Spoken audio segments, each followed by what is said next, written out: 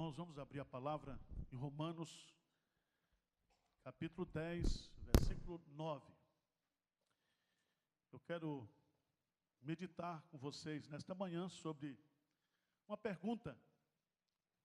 E a pergunta é a seguinte: você já está salvo? Você é uma pessoa que tem certeza da sua salvação em Cristo Jesus? Se Deus chamasse você hoje para a eternidade, você tem convicção de que estaria na presença de Deus? Quem tem essa certeza, levanta a mão.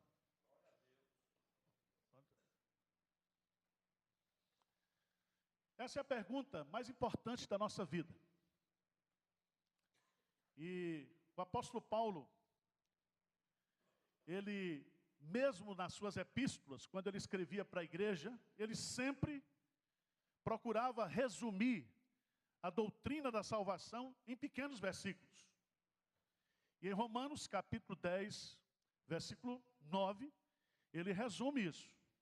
E nós vamos estudar esse versículo, vamos compreender esse versículo à luz do ensinamento bíblico. Então veja aí, Romanos capítulo 10, versículo 9. Vamos lá? Se com a tua boca confessares Jesus como Senhor, e em teu coração creres que Deus o ressuscitou dentre os mortos, serás o quê? Salvo. Vamos estudar esse versículo. Paulo, lá em Romanos capítulo 1, versos 16 e 17, ele resume o evangelho também, quando ele diz: porque não me envergonho do evangelho, hein? Porque nele se revela a justiça de Deus para todo aquele que nele crê.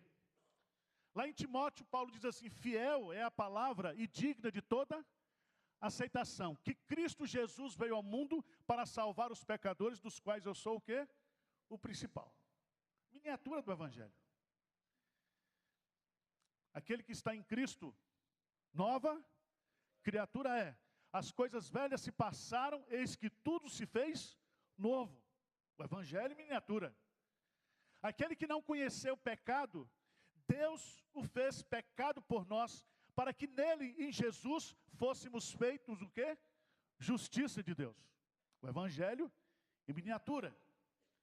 E aqui Paulo, ele resume o evangelho.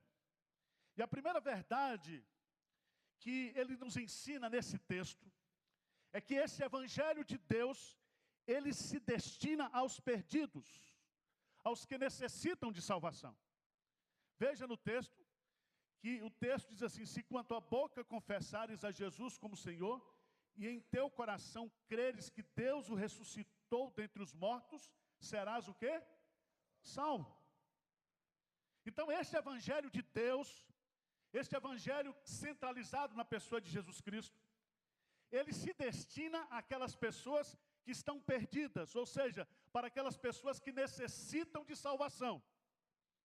Então se você, e ele começa com se você acha que não precisa de salvação, o evangelho não faz nenhuma diferença para você. Se você se acha uma pessoa boa, se você acha uma pessoa que não precisa da justiça de Cristo, e veja em Romanos capítulo 10, versículo 5, veja lá. Ora, Moisés escreveu que o homem que praticar a justiça decorrente da lei viverá por ela. Se você é uma pessoa que acha que você pode cumprir a lei, que você pode, através da sua justiça própria, das suas obras, ser salvo, se você acha que você pode cumprir toda a lei de Deus, se você acha isso, você vai ser salvo pela lei. Mas nós sabemos que por causa da presença do pecado na nossa vida, ninguém poderá cumprir o quê? A lei. Nós somos pecadores e a lei, ao invés de nos salvar, a lei nos condena. é por causa da lei, pela existência da lei, que nós temos conhecimento de que somos o quê? Pecadores. A lei foi dada por Deus não para nos salvar. Nós não podemos pegar os 10 mandamentos e fazer uma escada para entrar no céu. Não, pelo contrário. A lei nos foi dada para que nós reconhecêssemos que somos pecadores e que, como pecadores, nós corrêssemos para a graça de Deus. A lei nos serve como aio, como pedagogo para nos levar à graça de Deus que está em Cristo Jesus. Mas você diz, pastor, mas salvo de quê? O evangelho é para aquele que está perdido, é para aquele que precisa de salvação.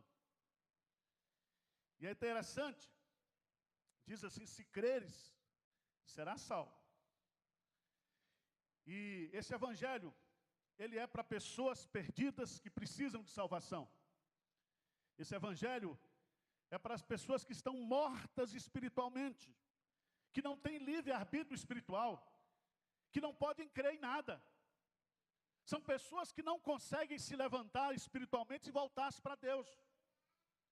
Esse evangelho é a boa notícia, que não diz o que você precisa fazer para Deus, mas o que Ele fez por você em Cristo Jesus.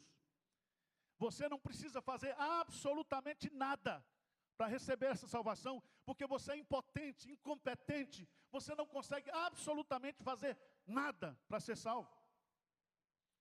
E é tão interessante, eu queria que você abrisse a sua Bíblia lá, em Hebreus, capítulo 2, versos 14 e 15.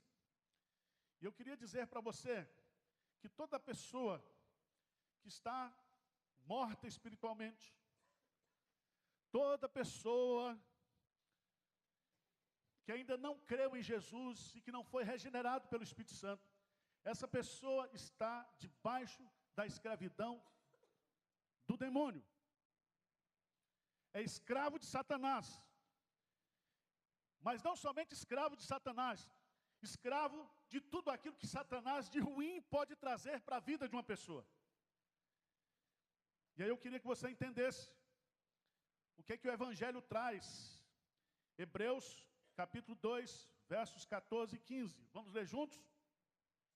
Visto, pois, que os filhos têm participação comum de carne e sangue, destes também ele, Jesus, igualmente participou, para que por sua morte destruísse aquele que tem o poder da morte, a saber, o diabo, e livrasse todos que, pelo pavor da morte, estavam sujeitos à escravidão por toda a vida. Preste atenção. A pessoa que não está salva, ela está debaixo da escravidão de Satanás, ela está debaixo da escravidão do pecado, ela está debaixo da escravidão da morte, ela está debaixo da escravidão do temor da morte. E o Evangelho vem trazer justamente essa notícia. Jesus Cristo veio para justamente nos libertar, para destruir todo o poder de Satanás, para destruir todo o poder da morte, todo o poder do pavor da morte. Ele veio para nos libertar completamente. Se você observar, Jesus diz que aquele que comete pecado é escravo do pecado. E a pessoa que não está salva, ela é escrava do pecado. Ela é escrava do castigo do pecado. Ela é escrava da culpa do pecado.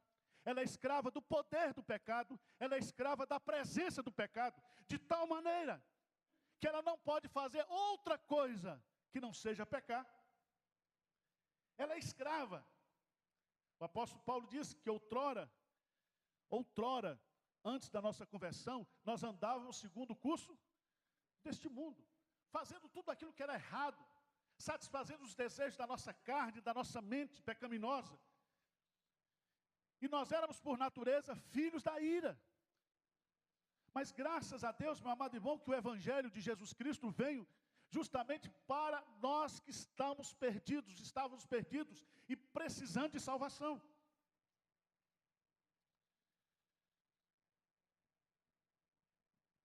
Primeira lição que a gente aprende nesse versículo: o Evangelho da salvação é para as pessoas que estão o quê? Perdidas. se destina àqueles que precisam de salvação, aqueles que estão nas trevas espirituais. Segunda lição que nós aprendemos aqui no texto é que esse evangelho da salvação se baseia e se fundamenta exclusivamente na pessoa e na obra de Jesus Cristo. Veja no texto, se com a tua boca confessares Jesus como Senhor, e no teu coração o quê? Creres. Então tem que confessar e que tem que crer em Jesus. E aqui eu queria destacar para você aquilo que é redundante, mas que eu estou muito preocupado com as pessoas que estão vindo aqui para a igreja, e entrevistando pessoas que estão vindo de igrejas neopentecostais, principalmente. Que essas pessoas, elas creem em Jesus, mas não esse Jesus como é apresentado aqui como Senhor. Creem no Jesus muito mais dentro da perspectiva de alguém que nos beneficia do ponto de vista de coisas materiais, de coisas transitórias. É o Jesus médico, o Jesus curador. É aquele Jesus que resolve os nossos problemas, né, existenciais, que resolve os nossos problemas de casamento, que resolve os nossos problemas de doença, que resolve os nossos problemas financeiros. E por conta de uma concepção cristológica equivocada do ponto de vista desse falso evangelho que está sendo ensinado, a pessoa ainda não compreendeu o que significa crer em Jesus como Senhor. Se você fizer um estudo em Atos dos Apóstolos, você vai descobrir que Jesus Cristo em Atos dos Apóstolos, ele é apresentado como Salvador apenas 3 vezes, mas mais de 40 vezes Jesus é apresentado como Senhor. Abra sua Bíblia em Atos dos Apóstolos, capítulo 16.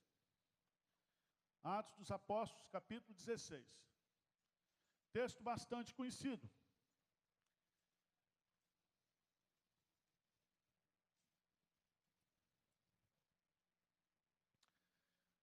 Versículo 30, diz assim: depois, trazendo-os para fora, disse: senhores, que devo fazer para que seja o quê?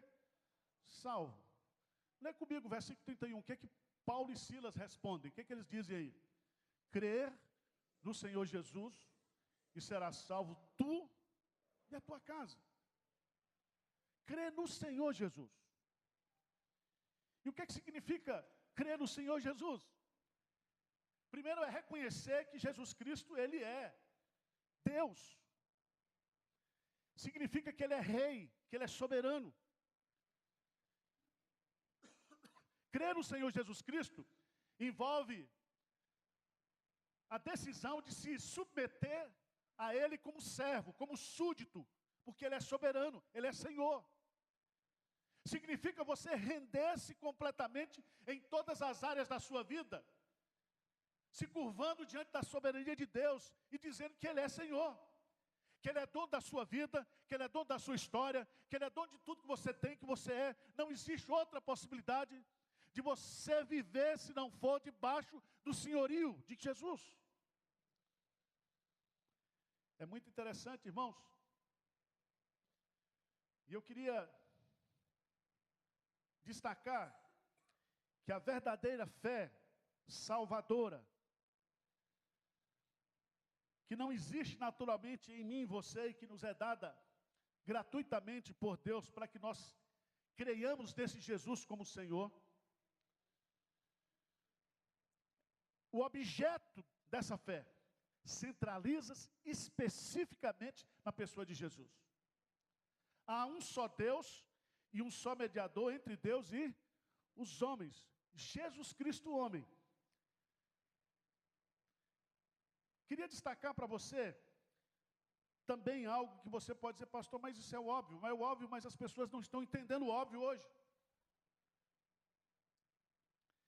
É que ao se render a Jesus, você passa a ser um discípulo de Jesus,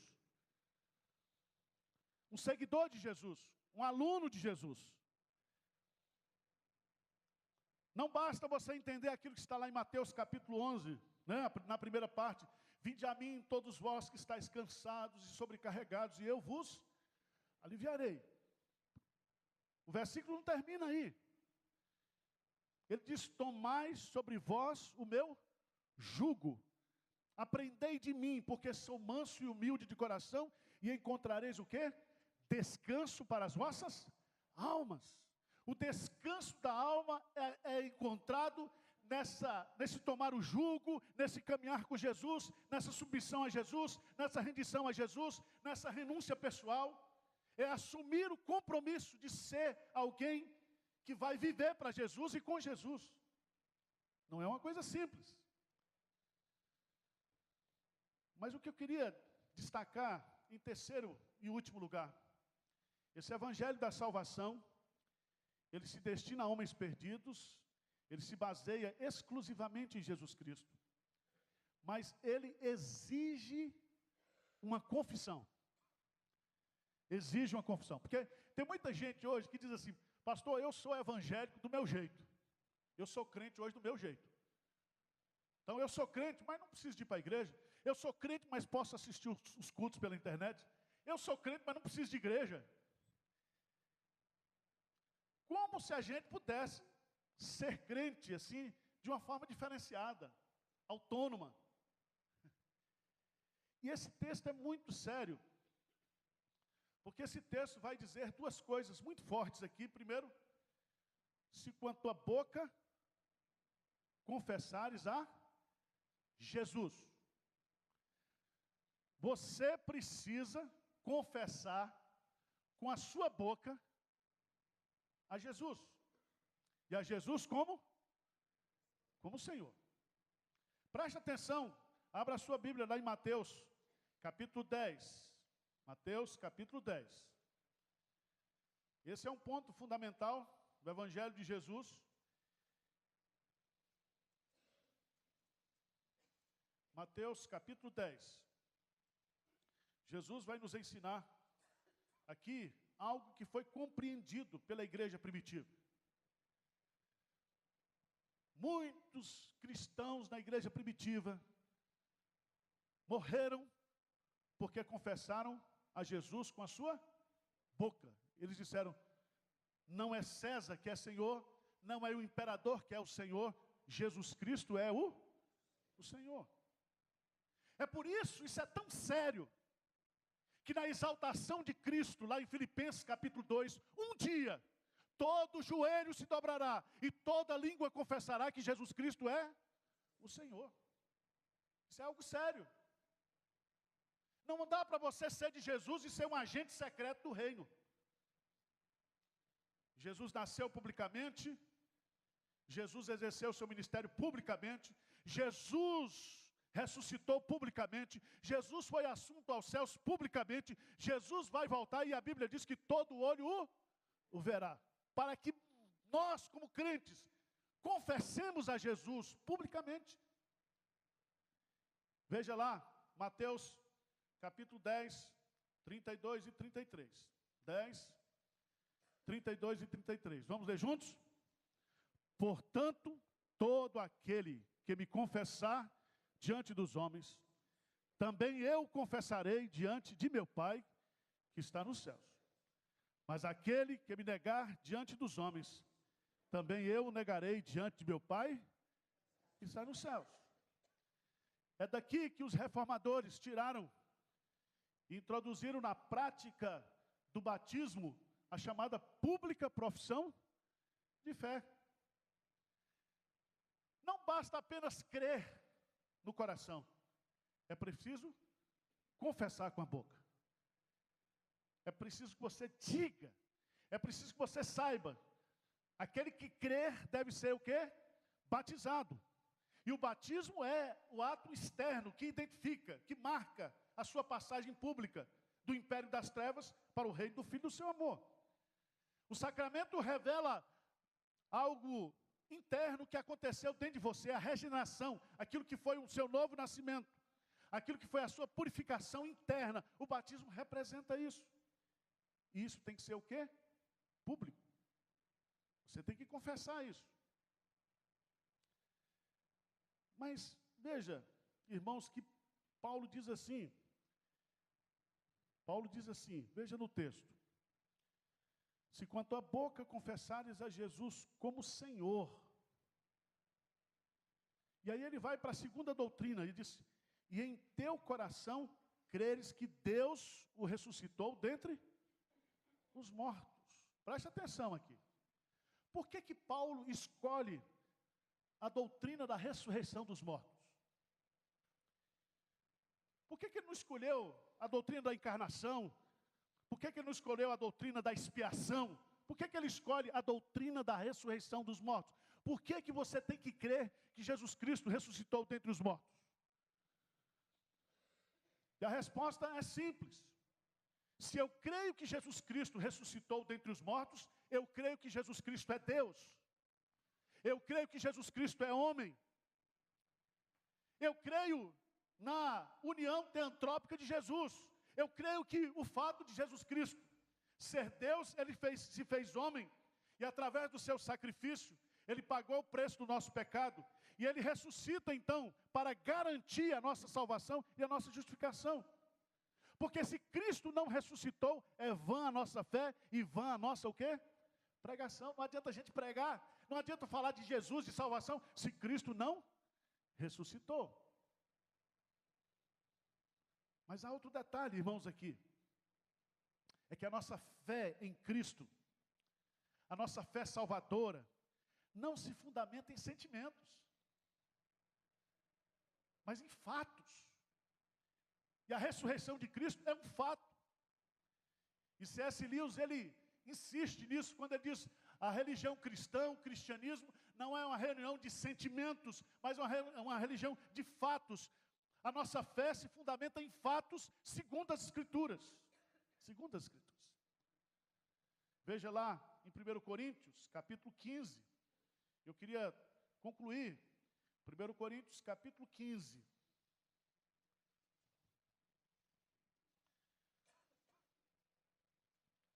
A partir do versículo 1. Irmãos, venho lembrar-vos o evangelho que vos anunciei, o qual recebeste, no qual ainda o quê? Perseverais. Eu anunciei, vocês receberam, e vocês estão perseverando nesse evangelho. E o que é esse evangelho? Esse evangelho é o evangelho da salvação. Por ele também sois salvos, se retiverdes a palavra tal como vos-la preguei, a menos que tenha escrito em vão. Antes de tudo vos entreguei o que também recebi, que Cristo morreu pelos nossos pecados, segundo as Escrituras, e que foi sepultado e ressuscitou ao terceiro dia, segundo o quê? As Escrituras. E Paulo então vai colocar aqui, ele está dizendo assim: o nosso evangelho se fundamenta em fatos. Nós cremos naquilo que Cristo é e naquilo que Cristo fez. E nós precisamos crer de coração. De coração. Com o coração se crê e com a boca se confessa. E aí vem, né? E eu queria chamar a sua atenção para o verbo final, que diz assim: serás o quê? Salvo. Preste atenção que esse verbo está num sentido passivo. Não sou eu que me salvo. Eu serei o quê? Salvo. Você crê, e quando você crê, você está recebendo o presente de Deus, mas você sofre a ação salvífica. Você recebe a ação salvadora. Se alguém não nascer de novo, não pode ver o quê? O reino de Deus. Mas o lavar regenerador, o novo nascimento, não é o homem que produz, é o Espírito Santo que produz. E aí, você tem que entender o que está lá. No versículo 17 do capítulo 10 de Romanos, que diz assim: e assim a fé vem pela pregação, a pregação pela palavra o quê? De Cristo. A fé vem pelo ouvir a palavra de Cristo. Por isso que nós pregamos. Então eu queria deixar esse assunto para você nesta manhã, bastante simples, de uma forma bem pastoral. O Evangelho da salvação, em primeiro lugar, ele se destina a pessoas que estão perdidas. O Evangelho da salvação se baseia exclusivamente na pessoa e na obra de Jesus Cristo. O Evangelho da salvação, ele precisa ser crido e ele precisa ser confessado. Crido com o coração e confessado publicamente. E aí você será o quê? Salvo. Você será salvo. Você sofrerá essa ação sobrenatural de Deus. Irmãos, conversão não é uma adesão ideológica, não é adesão a um discurso. Conversão é receber uma ação sobrenatural de Deus na sua vida. Você que não está salvo, que não levantou a mão quando eu fiz a pergunta. Você quer ser salvo? Porque o versículo começa assim: se.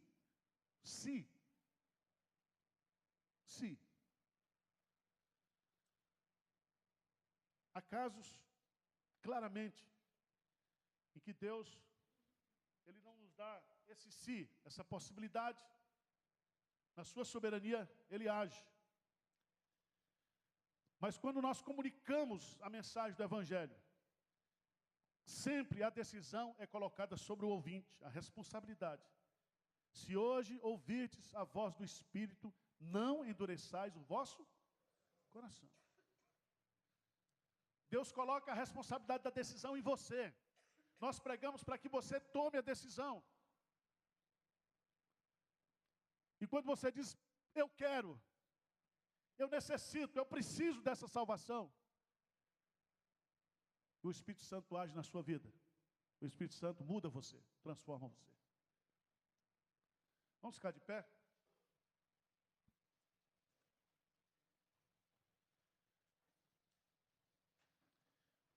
Senhor Deus, o Senhor sabe e conhece todos que estão aqui. O Senhor conhece todos aqueles que estão nos assistindo pela internet que ainda não pertencem ao Senhor. O Senhor conhece aqueles que são salvos. O Senhor conhece os seus eleitos. O Senhor conhece as suas ovelhas, chamando-a, cada uma pelo seu nome. Pai querido, opera a salvação nessa manhã. Só o Senhor pode fazer isso. Só o Espírito Santo pode agir de forma irresistível. Mas coloca nos corações aqui essa sede, essa vontade, esse desejo, Pai. Pois Tu és o Deus que opera tanto querer quanto realizar. Faz a obra nos corações nesta manhã, Senhor. Nós te pedimos humildemente, em nome de Jesus e para a glória de Jesus. Amém.